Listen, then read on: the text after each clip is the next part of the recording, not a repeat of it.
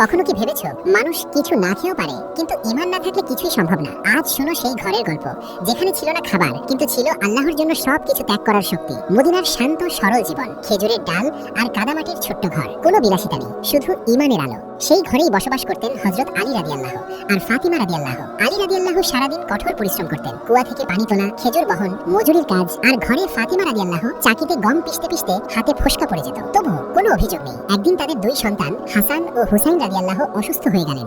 দুঃখে তারা মানত করলেন, আল্লাহ, সন্তান সুস্থ হলে 3 দিন রোজা রাখবো। আল্লাহ কবুল করলেন। প্রথম দিন ইফতারের সময় অল্প কিছু রুটি, ঠিক তখন দরজায় এক মিসকিন, খাবার দাও। তারা নিজেদের রুটি তাকে দিয়ে দিলেন, পানিতে ইফতার। দ্বিতীয় দিন এলো এক এতিম, তাকেও দিলেন সব। তৃতীয় দিন এলো এক বন্দী, তারা বললেন, আমরা তোমাকে শুধু আল্লাহর জন্য খাওয়াচ্ছি, তোমার ধন্যবাদ চাই না, প্রতিদান চাই না। টানা 3 দিন না খেয়ে থেকেও কোনো অভিযোগ নেই, শুধু আল্লাহর সন্তুষ্টি। আর তাদের এই ত্যাগের জন্যই নাজিল হলো কোরআনের সূরা আদ-দহরের 8 ও 9 নং আয়াত, যেখানে আল্লাহ তাদের এই মহান দানের কথা ঘোষণা করলেন।